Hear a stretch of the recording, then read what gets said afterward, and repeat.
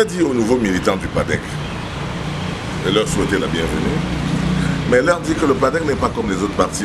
Nous ne jubilons pas, nous ne brûlons pas les drapeaux, les tenues des autres partis, des autres gens, des anciens partis où vous avez été. Non, il ne s'agit pas de cela. On ne va pas brûler leur drapeau, on ne va pas brûler leur tenue, on ne va pas... Vous venez au PADEC parce que vous êtes des patriotes et c'est pour construire. Nous construisons là où d'aucuns veulent détruire. La société camerounaise en ce moment est divisée en deux parties. Ceux qui veulent construire et ceux qui veulent détruire. Il n'y a que deux camps. Il n'y a pas de neutre. Il y a deux camps. Où on est dans l'un des camps, où on est dans l'autre. J'ai choisi le camp de la construction, le camp de ceux qui veulent bâtir.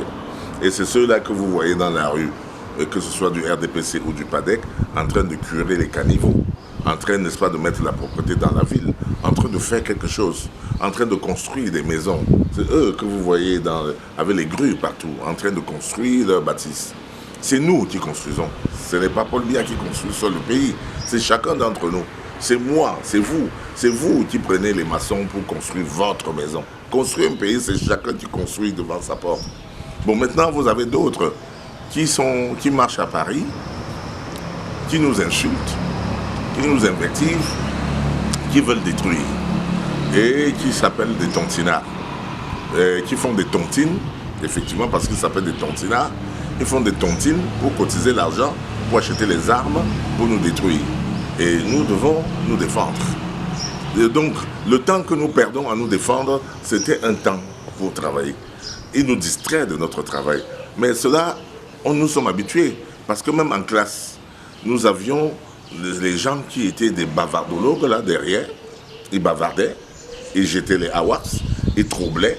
Mais nous qui étions consciencieux, on apprenait et on avançait. On a passé la classe sans eux. Ils savaient qu'ils étaient déjà perdus et ils voulaient que nous perdre. Et c'est comme ça qu'aujourd'hui ils sont sur les réseaux sociaux, ils sont sur les claviers et ils ne font rien de leur journée que de nous insulter pour nous perdre.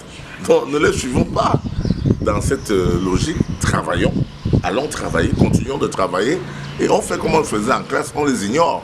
On ignore leur colibet. Ils étaient très spirituels, en tout cas ils pensaient qu'ils étaient très spirituels. Ils lançaient le mot pour rire, ils étaient toujours là pour ricaner. Mais ils étaient toujours les derniers, ils se prenaient pour des héros alors qu'ils sont des héros. Oui, ça continue aujourd'hui, c'est la même chose. C'est eux qui sont encore sur les claviers, c'est eux qui sont dans les réseaux sociaux en train de nous empêcher d'avancer. Mais évidemment, nous ne pouvons pas nous laisser faire. Ce qu'on va faire, on continue de construire. Et quand ils viendront pour chercher à détruire, nous nous arrêterons un moment et nous les combattrons. Nous les repousserons jusque dans leurs cavernes, dans les cavernes où ils sont sortis, d'où ils n'auraient pas dû sortir, et pour qu'ils restent toujours dans l'ombre. Et nous, on va continuer à construire le Cameroun. Nous construirons le Cameroun pour toujours. Nous construirons le Cameroun et nous donnons l'exemple à nos enfants qui vont construire après nous. Puisque eux, ils suivent leurs parents qui avaient pris les armes en 1960 pour détruire le Cameroun.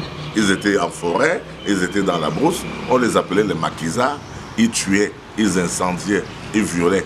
Aujourd'hui, les enfants brûlent nos ambassades, ils attaquent nos ambassades, ils détruisent nos ambassades. Et c'est pareil, mais nous, on ne va pas faire comme eux. Nous, on continue de construire le Cameroun et eux, ils vont toujours chercher à le détruire. Chacun est dans son rôle. Nous, les bâtisseurs, eux, les destructeurs. Donc, ne nous sentons pas offusqués. Outre mesure, c'est dans la nature des choses. Mais ils sont peu. Ils sont minables. Ils sont ridicules. Ils meurront de leur propre mort. Nous n'avons pas à nous donner beaucoup de la peine. Continuons à travailler, à construire notre pays et eux, ils se lasseront, ils se laisseront mourir tués par leurs propres bêtises parce qu'ils ne pourront pas nous atteindre. C'est clair. Moi, je plains seulement les enfants, certains de nos enfants égarés qui vont les suivre.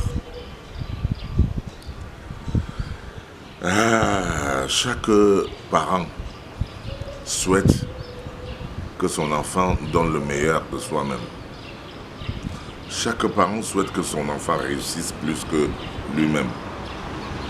Mais aujourd'hui, nous avons des gens que nos enfants qui ont fui le pays, qui ont abandonné le paradis et qui sont allés dans un pays qui est déjà construit, parce qu'ils disent que notre pays n'est pas construit. Au lieu de nous aider à construire notre pays, ils préfèrent fuir pour aller habiter dans un pays qui est déjà construit par d'autres.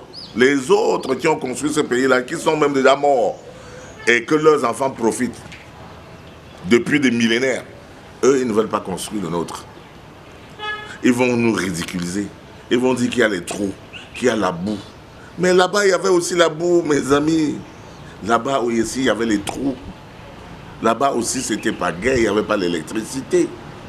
Est-ce que les gens pensent ce que c'était Paris il y a simplement 200 ans?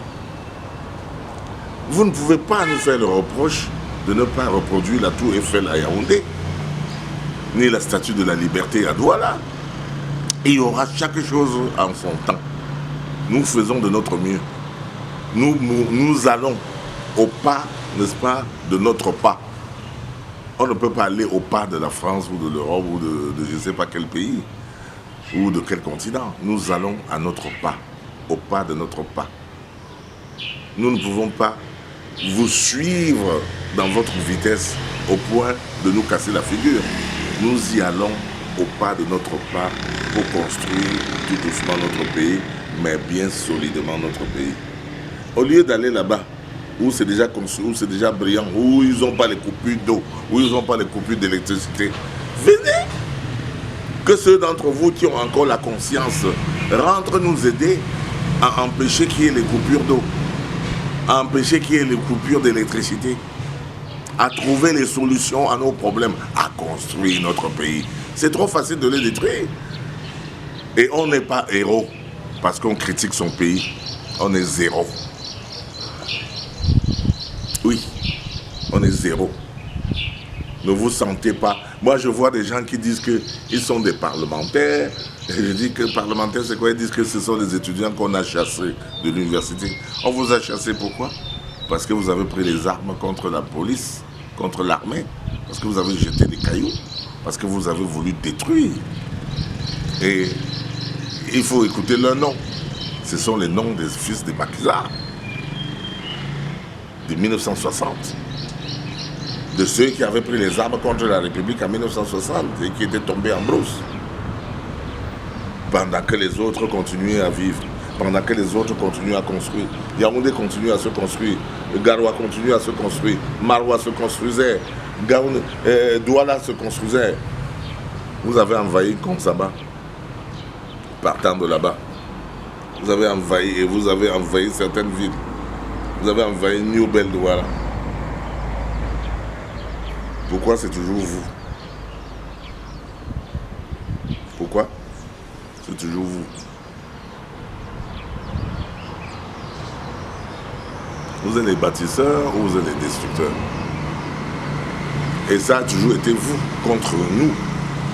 C'était vous dans le pays bamileke qui tuait les autres bamileke, qui incendiait les autres bamileke, qui a tué le chef Bafou, qui a assassiné le chef Bafou. Ce n'était pas vous ou vos parents. Donc, je pense qu'aux militants qui viennent, apprêtez-vous à construire. Oublions tous ces gens-là. Ils sont dans leur logique. Moi, j'invite les militants à rester sourds à tous les appels de la révolution. Révolution, là, rime avec Macky Sall. Et ils en parlent depuis 1960. C'est pas aujourd'hui. C'est pas aujourd'hui qu'on parle de révolution. Ils en parlent depuis 1960. Ils ont pris les armes. Comme les ambazoniens ont pris les armes dans le nord-ouest et dans le sud-ouest. C'est exactement pareil. Exactement pareil. Vous restez chez vous. Au lieu de construire votre maison, un jour, vous décidez de prendre les armes et de tomber en brousse parce que vous voulez que M. Paul Biya quitte le pouvoir. C'est le pays de M. Paul Biya, lui seul. Si on détruit, est-ce que c'est seulement sa maison seule que vous allez détruire? Vous allez détruire les maisons de qui? Vous allez bombarder. La guerre, ça va se passer où? À quel niveau?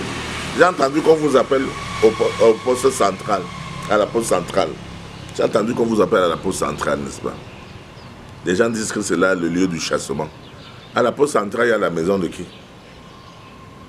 À la poste centrale de Yaoundé, il y a la maison de qui?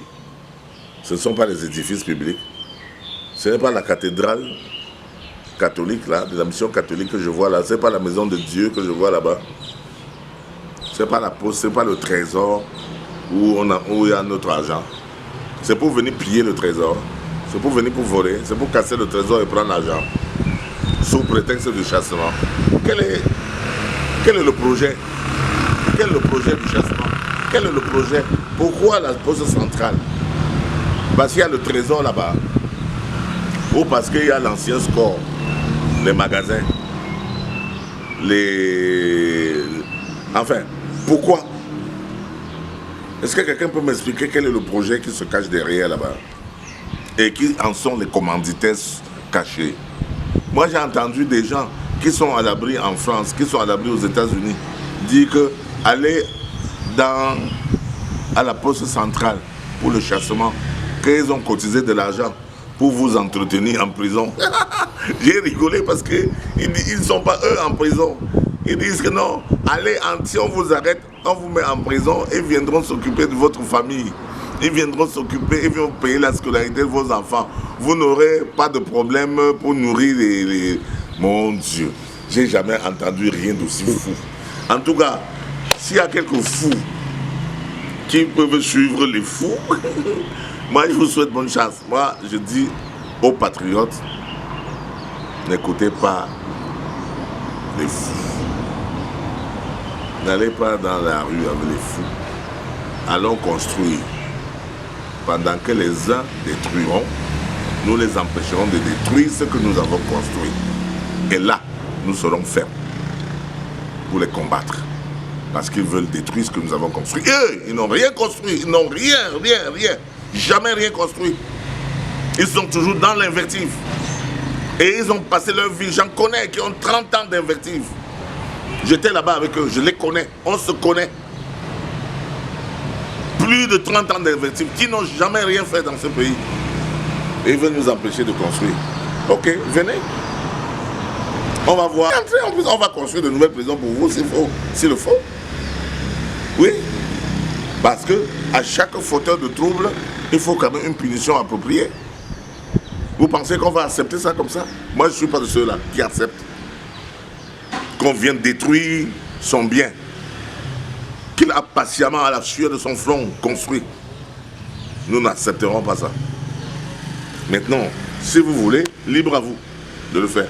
Mais nous nous opposerons parce que nous sommes en état de légitime défense. Et la loi dit que dans le cadre de la légitime défense, nous pouvons utiliser toute arme appropriée pour nous défendre, pour repousser l'attaque. Nous sommes là pour repousser l'attaque. Vous nous avez dit que vous viendrez pour nous attaquer le 1er et le 8 juin. Nous vous attendons. Nous savons que vous avez déjà préparé le complot contre nous. Oui, nous sommes en état de légitime défense et la communauté internationale reconnaît, la loi internationale reconnaît la légitime défense. Nous allons nous défendre. Nous ne voulons pas. Nous ne voulons pas la guerre. Nous ne voulons rien. Restez chez vous, restez loin. Mais si vous nous attaquez, nous n'aurons pas d'autre choix que de nous défendre avec la dernière énergie, de défendre ce que nous avons construit, de défendre nos enfants, de défendre notre progéniture que vous voulez assassiner. Nous ne nous laisserons pas tuer. Nous ne sommes pas des serpents qui meurent sans crier. Nous mourrons en criant, mais nous nous battrons pour nous défendre et défendre nos biens. D'ailleurs, nous ne mourrons pas. Dans une bagarre, chacun perd. Si vous venez, vous perdrez comme nous perdrons. Nous ne voulons pas perdre. Mais si vous nous contraignez, on n'a pas d'autre choix que de se battre. Et ce sera mon dernier mot sur la question. Je ne reviendrai plus là-dessus.